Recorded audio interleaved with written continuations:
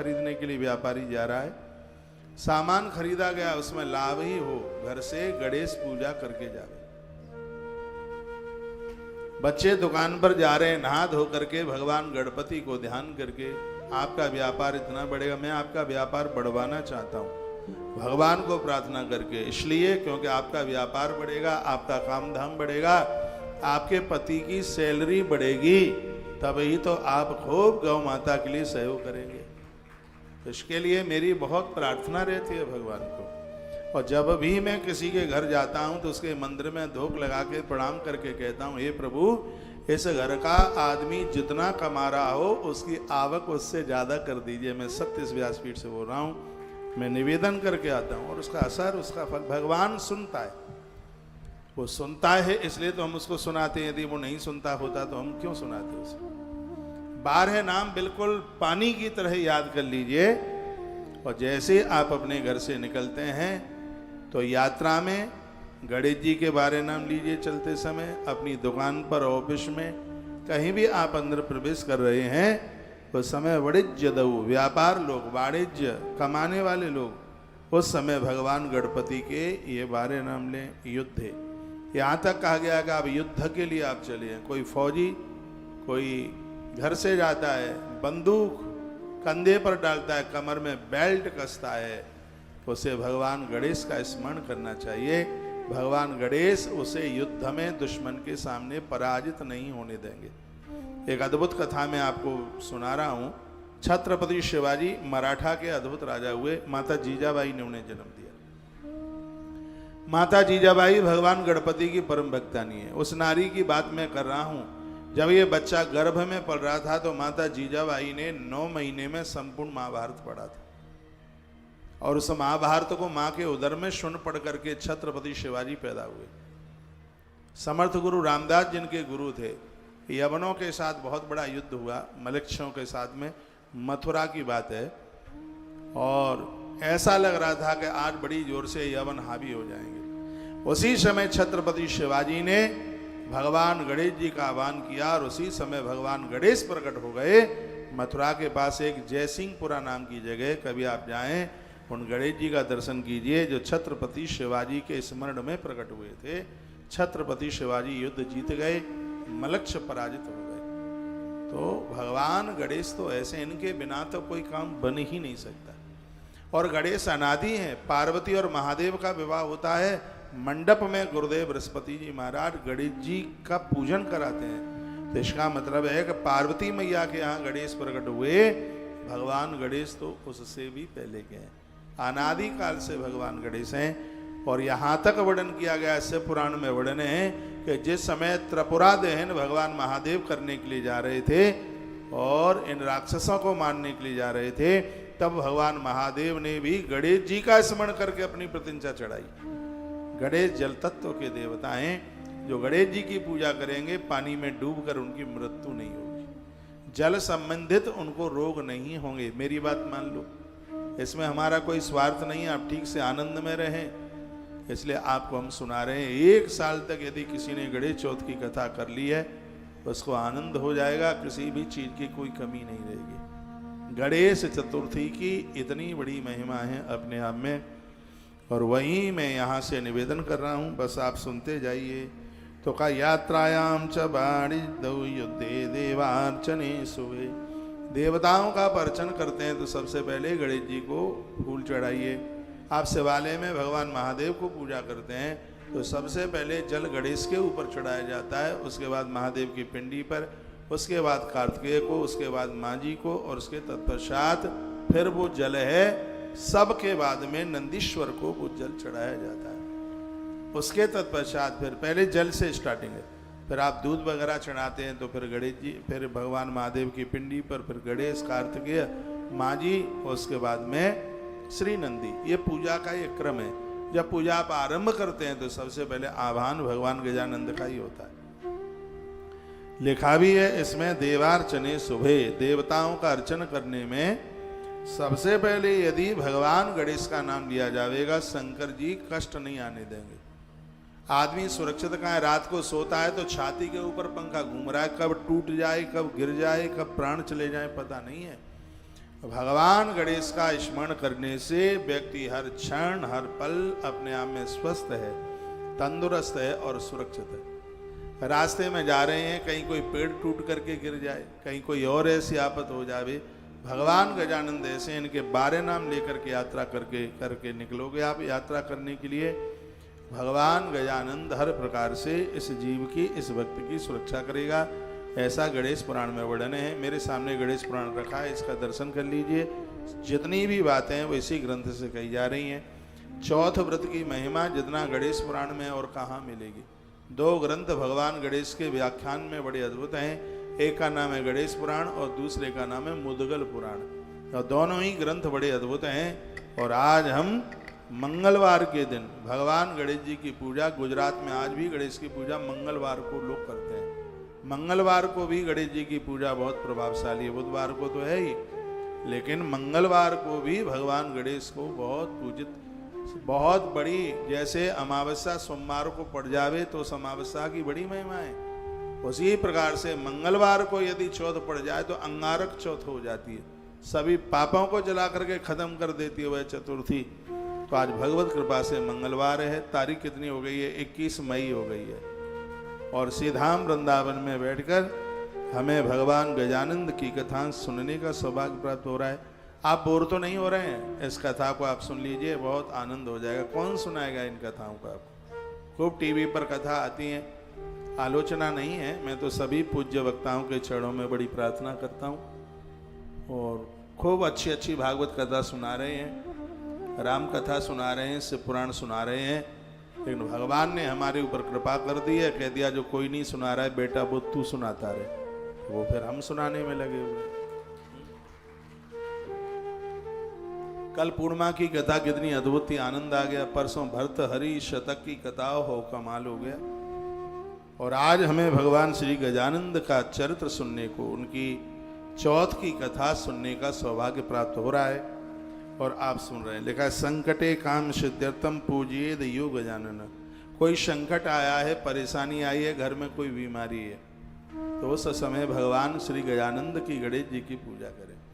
बच्चे आपकी हाथ मुट्ठी से बाहर हो गए, बात मानते नहीं है, घर में झगड़ा है, बेटा बेटी बहुएं कोई बात मानती नहीं है, उसके लिए भगवान गणेश जी की पूजा किसी वरदान से कम नहीं है। यदि घर में बच्चों को चोरी की लत लग गई है, उठाई करी चोरी करना सीख गए हैं, तो भगवान गणेश जी की पूजा करने से लोग चोरी छोड़ देते हैं। एक बड़ी अद्भुत कथा में सुनाई देता हूँ। भगवान श्री कृष्ण घर घर जाकर के मक्खन मिश्री की चोरी करते थे। वैसे खाने पीने की चीज चोरी में आती नहीं है, फिर भी हल्ला होने लगा कि नंद का छोकरा हमारे घर में आकर के चोरी करता है।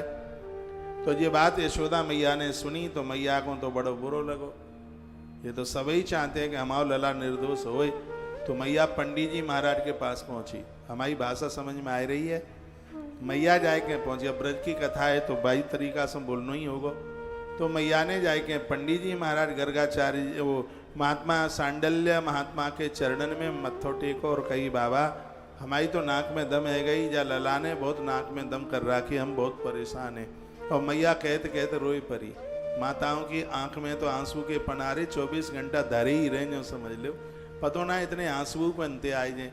मैया तो रोए परी, जोर जोर थे पंडित जी समझावे। अरे मैया बोल तो सही, तो तकलीफ का है?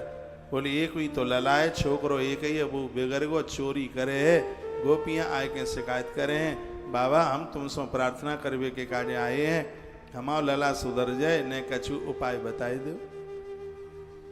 गर्गाचार्य जी ने कहा एक उपाय हम पे है, यदि तुम कर ले तो उससे करो आनंद आ जाएगा। कहा बाबा बोलो का उपाय है? बेसन को लडुआ बनाओ, बा में थोड़ा सा गुड़ रखो, ललाए अपने संग में लेके जाइयो, गणेश मंदिर में 21 दूरबा चढ़ाई के लडुअन को भोग लगाई दीजो। ये तुम्हें 9 गणेश चौथ तक तुम्हें करना होगो और तुम्हारो लाला सुधर जागो, अच्छा है जागो, बढ़िया है जागो। अच्छा हाँ बिल्कुल ऐसी बात है। सुमैया ने 1000 लडुआ बनाए। ब्रज रानी घी की तो कोई कमी थी नहीं, बढ़िया बढ़िया घी के लडुआ, मुँह में पानी मत ले आइयो।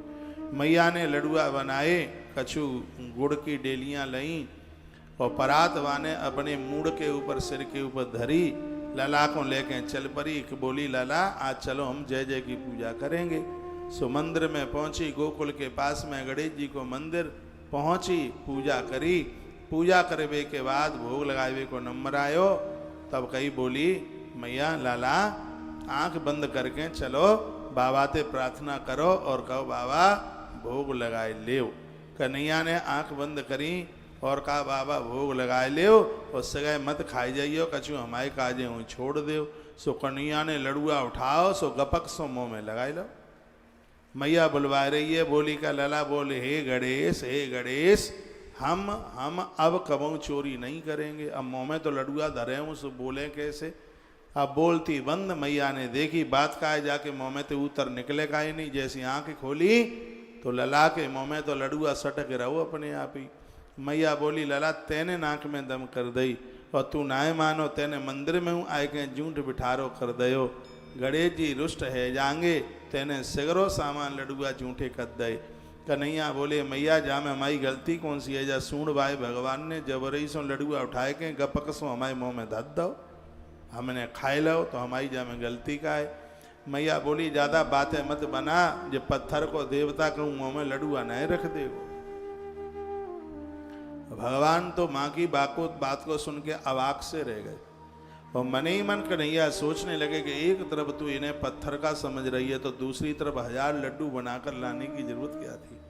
यदि तुम्हारी भावना अभी प्रतिमा में पत्थर ही दिखाई देता है तो ऐसी पूजा करने से कुछ भी नहीं होगा। भगवान ने अपने मन में ऐसा विचार की नो। मैया बोली यदि साचू माचू को भगवान है तो लड्डुआ द्वारा से तेरे मुंह में धत देगो।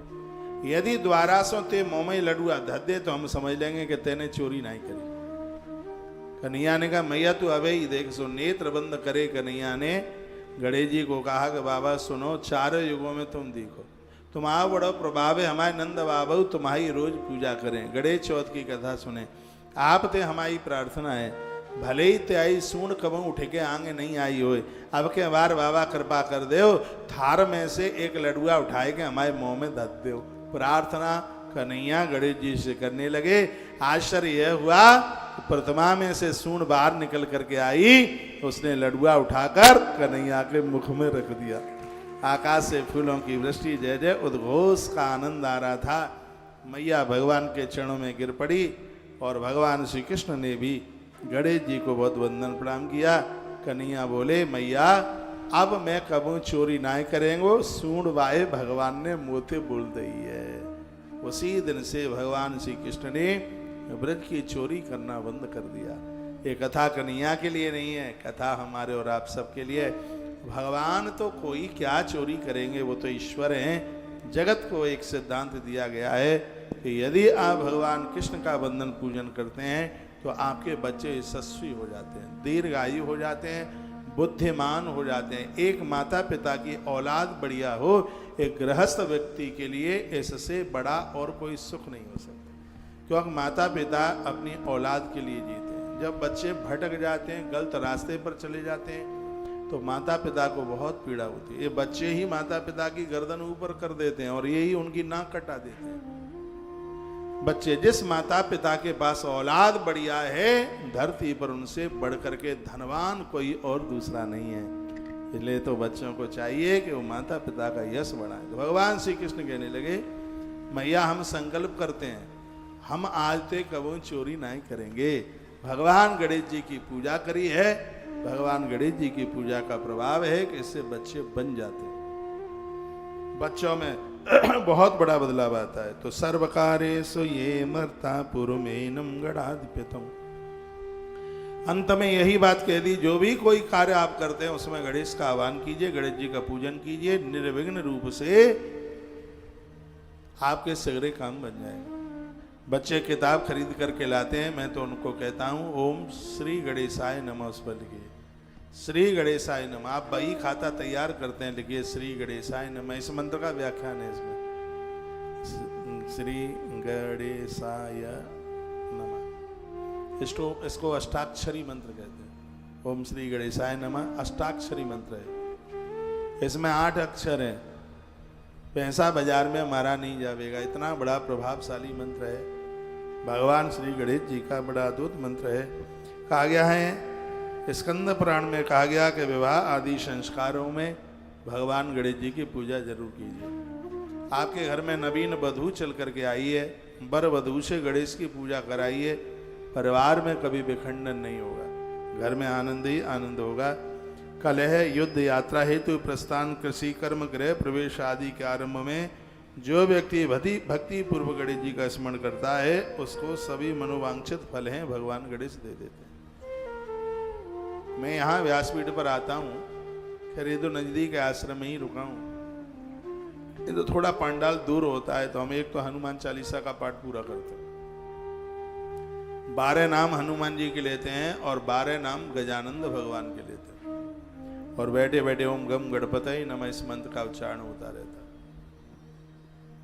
बड़ा आनंद होता है, निर्विघ्न रूप से सब काम संपादित होते हैं। अभी हम वैष्णो देवी में थे, बड़ी जोर से तूफान आया, पांडाल ऐसे उड़ करके टूटा, पूछो ही मत। लेकिन आनंद की बात यह रही कि किसी को बिल्कुल भी मच्छर का दाग नहीं था। मैं तो वहीं था, व्यासपीठ पर ही था जिस समय पांडाल धड़ाम से टूटा, और ऐसे आ रहा था ऐसे जैसे कोई रिश्तेदार चल के आ रहा हो। पांडाल ऐसे आ रहा है, बिल्कुल यूं यूं यूं ऐसे।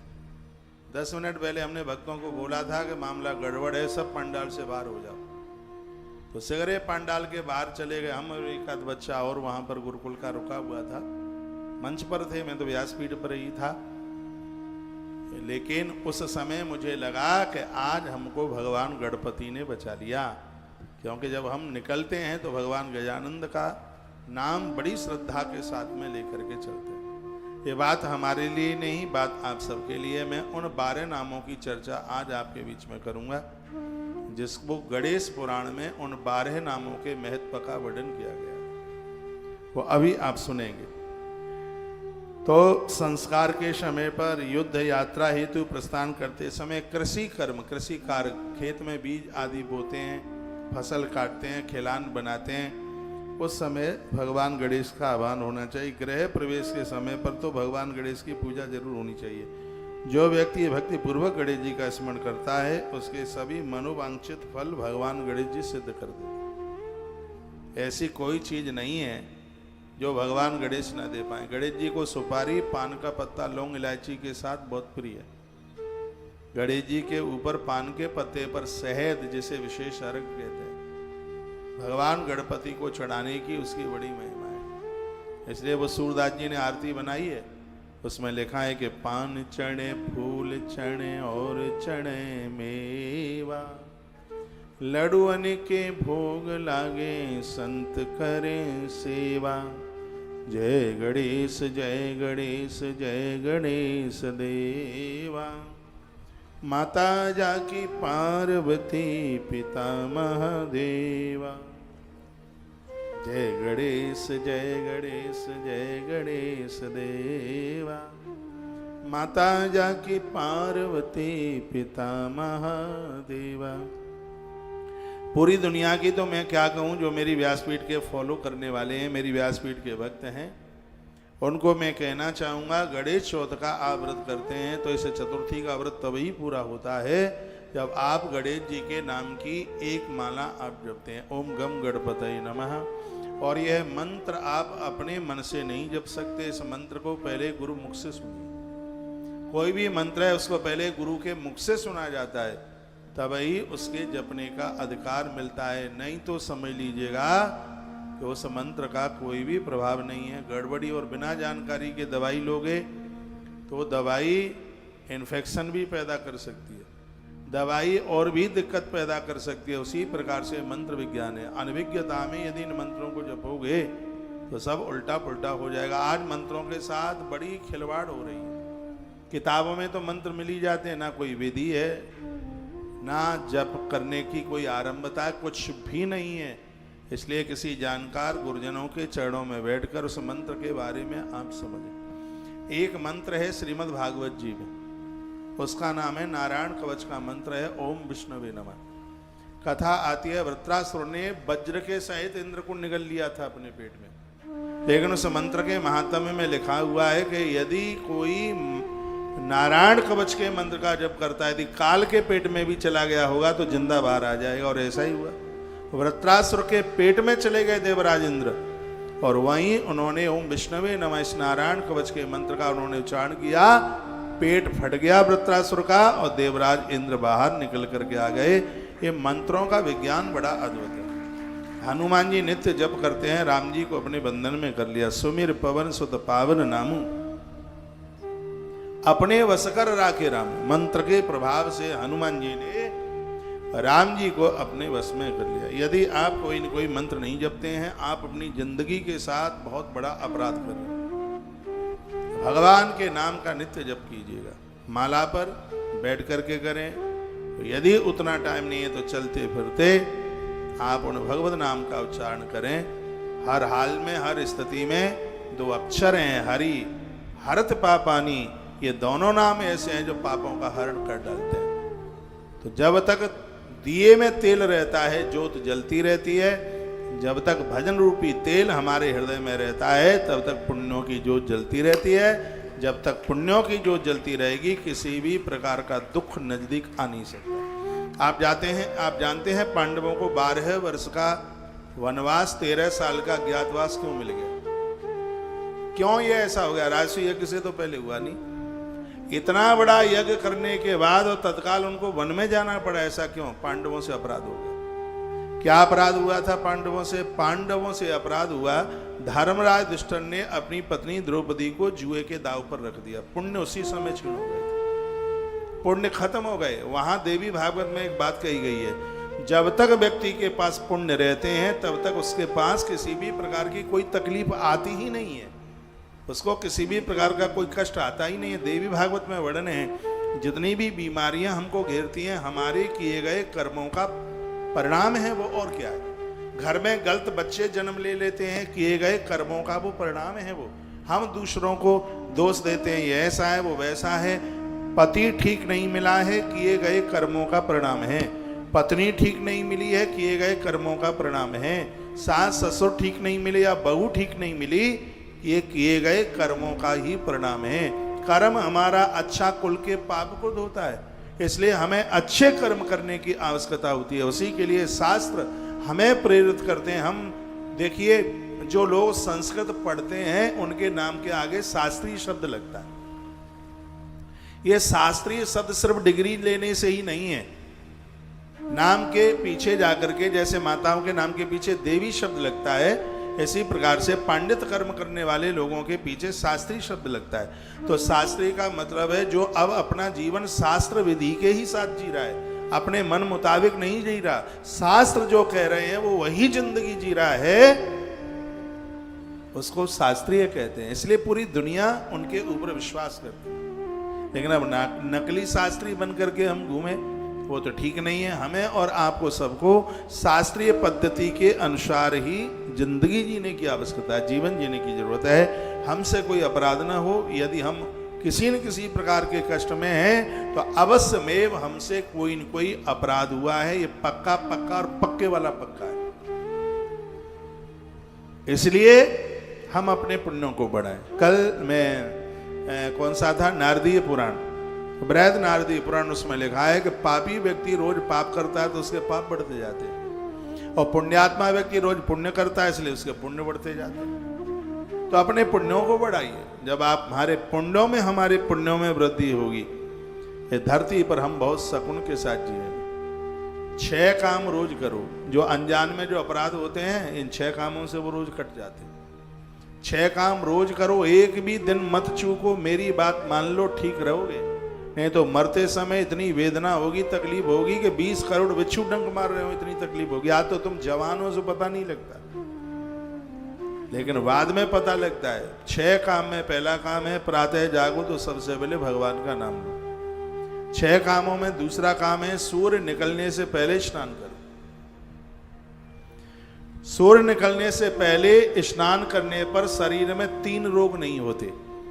एक का नाम है बात, एक का नाम है पित्त, और एक का नाम है बात, पित्त और कफ। 3 है।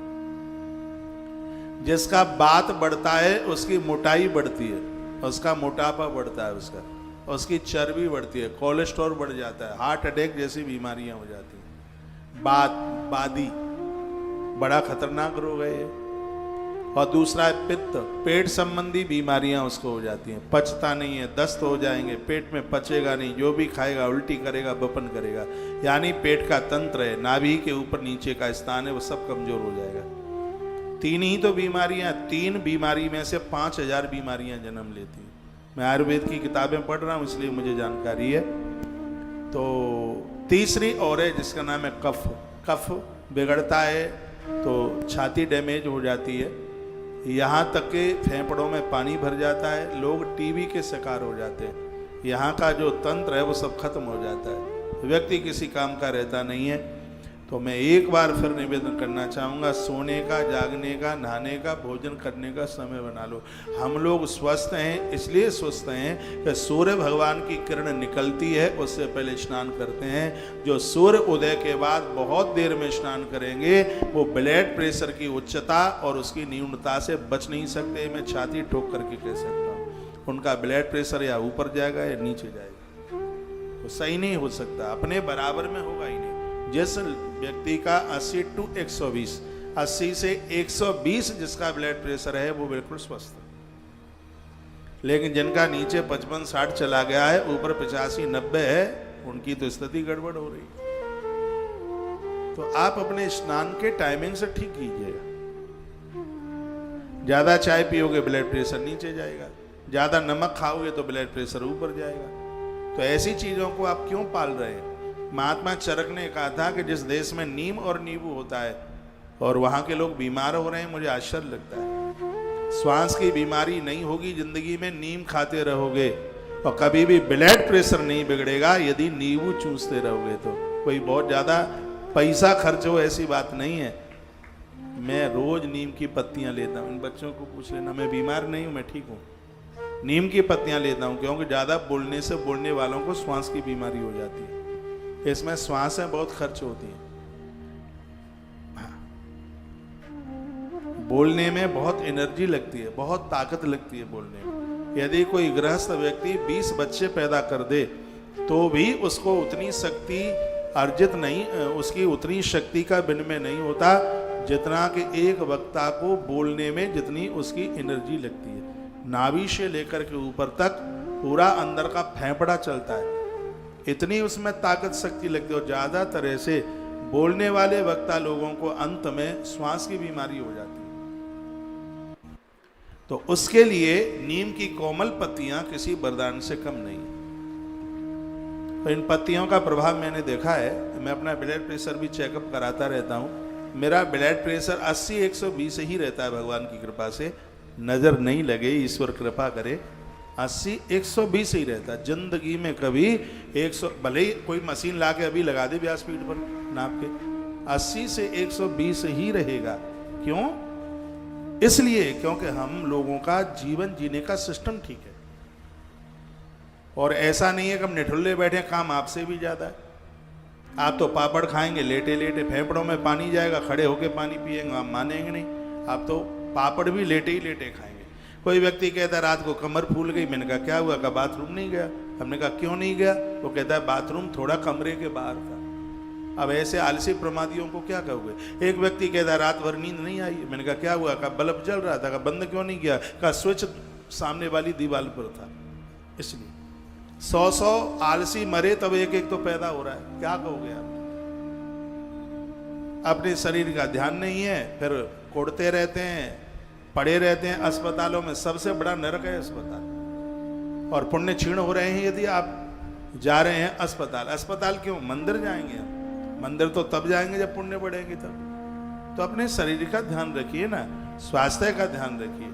तो यहाँ कहा जा रहा है जो भगवान गणेश को पूजेंगे उनका आलस्य प्रमाद समाप्त होगा, भोर में जल्दी जगेंगे वो, भगवान गणेश उनके ऊपर कृपा करेंगे। तो 6 काम मैं आपको निवेदन कर रहा हूँ। सबसे पहले है प्रातः आप ब्रह्म मुहूर्त में थोड़ा जल्दी जागें। सबसे पहले जिब्या से भगवत नाम लें। दूसरा सूर्य उदित होने से पहले स्नान करें। तीसरा भले ही मंदिर में थोड़ी देर के लिए बैठे, रोज अपने घर में अपने मंदिर में बैठ के पूजा कीजिए। अगली बात है घर की पहली रोटी गौ माता के लिए निकालिए। और अगली बात है घर में अतिथि लोग आए हैं या वृद्ध लोग हैं, सबसे पहले उन्हें भोजन कराइए। और छठवीं बात है पंछियों के लिए दाना, गौ माता के लिए रोटी। कौए के लिए रोटी का टुकड़ा, कागा के लिए, स्वान के लिए, गौ माता के लिए, मछली के लिए, इसको भूत यज्ञ कहते हैं, इनके लिए भी कुछ निकालिए, क्योंकि पिता उसे कहते हैं जो पालक है। आप पूरी सृष्टि के जीव जंतु के पालक।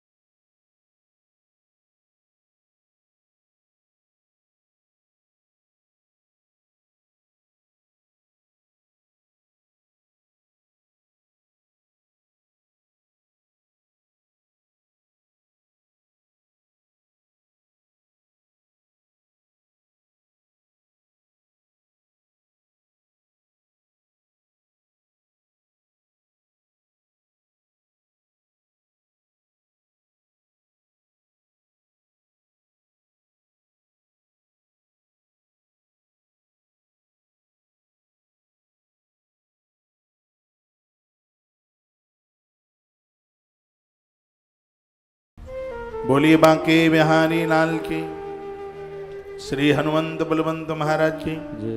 उनके घर में सभी देवता वास करते हैं जिनके घरों में वृद्धों का आदर होता है, बूढ़ों का आदर होता है। भवानी तो उस घर को छोड़ के जाती नहीं, क्योंकि माँ दुर्गा का एक रूप वृद्धा माता की रूपी हो जाती है। खुद रह जाइए, लेकिन अपने घर में वृद्धों का, बूढ़े लोगों का ध्यान रखिए। कभी कभी तो ये बहनें अपने आदमी से, पति से लड़ती रहती हैं, इसलिए क्योंकि उसका पति अपनी माँ का भगत है, इसलिए आप लड़ाई लड़ती रहती हैं। खैर आप तो ऐसी नहीं हैं, लेकिन फिर भी बहुत ऐसी हैं मेरी बहनें, उनकी पति से इसलिए नहीं पड़ती क्योंकि वो तुम्हारी सास का परम भगत है। इसलिए तुम्हारा भाई तुम्हारी माँ का भगत होना चाहिए, लेकिन तुम्हारा पति है वो तुम्हारी सास का भगत नहीं होना चाहिए। ये ऐसी आपकी मनसा है, ये ऐसा आप सोचते रहते हैं। और मैं कहना चाहूंगा, यदि आपने अपने घर में वृद्धों की सेवा की है तो आपकी संतान 100% आपकी सेवा जरूर करेगी।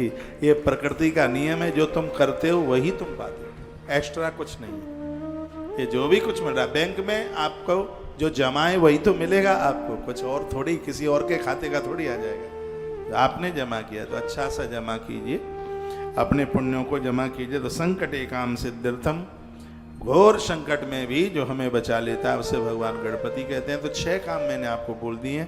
सुबह प्रातः है जागो, तो सबसे पहले जिज्ञास है भगवान का नाम, दूसरा है नित्य स्नान, तीसरा है भगवान की पूजा, चौथा है गौ माता की रोटी, पांचवा है घर में वृद्धों को भोजन, अतिथि को भोजन, और छठवां काम है पशु पंक्षियों के लिए दाना पानी डालिए। इसको कहते हैं 6 कर्म। ये 6 कर्म इंसान को भगवान बना देते हैं। आज से ही शुरू कर दीजिए, आनंद हो जाए। बोलिए गजानंद भगवान की। 12:49 हो रही हैं, 50 मिनट हो रही हैं, अभी 1 बजने वाला है। थोड़ा सा आपका टाइम लूंगा। तो मैं कहूँगा कि जैसे ही सत्संग टीवी पर टाइम पूरा हो जावे, एकदम तत्काल तुलसी तपोवन यूट्यूब चैनल पर जुड़ करके, और पूरी कथा जब तक आरती ना हो जाए तब तक मैदान छोड़ करके भागना नहीं है। आपको तो मैं पकड़े बैठे ही रहूँगा यहाँ, परिसर वालों को जो मुझसे दूर टीवी पर सुन पा रहे हैं अपने अपने घर में मोबाइल में, उनको मैं बोल रहा हूँ मोबाइल तब तक बंद ना करना जब तक आरती ना हो जाए। आज का दिन भी बड़ा पावन है, बैसाख का मंगलवार है, हनुमान जी का दिन है, सब मंगल ही मंगल होगा। बहुत आनंद हो रहा है। तुलसी तपोवन यूट्यूब चैनल के साथ 5 चैनल हैं, इतनी अद्भुत वीडियो डाली हैं मैंने, 7 और 5 12 वीडियो रिकॉर्डिंग कराई है। कुछ वीडियो रात को और कुछ आज सुबह। ऐसी ऐसी वीडियो युवाओं के लिए किसी वरदान से कम नहीं है। इन वीडियो को आप जरूर सुनते रहिए। आप मुझसे मिलने के लिए आते हैं, 50 किताब मेरे आसपास रहती हैं, या आप आकर के देखते हैं, क्योंकि फिजूल की बात आती नहीं है। ग्रंथों की शोध करी हुई बात मैं आपके पास तक पहुंचाना चाहता हूं। आपके बच्चे स्वस्थ रहेंगे, आपके बच्चे बिना टेंशन में रहेंगे, तो आपको भजन करने में आनंद आवेगा। वो समय से काम धाम में लग जावे तो फिर देखो तीर्थ यात्रा करने में भी आनंद आवेगा। तो ऐसे ही कामों में लगाऊं मैं, आपके बच्चे स्वस्थ व्यस्त मस्त और तंदुरुस्त रहें और आप खूब भजन करें। उसके लिए दे वीडियो रोज वीडियो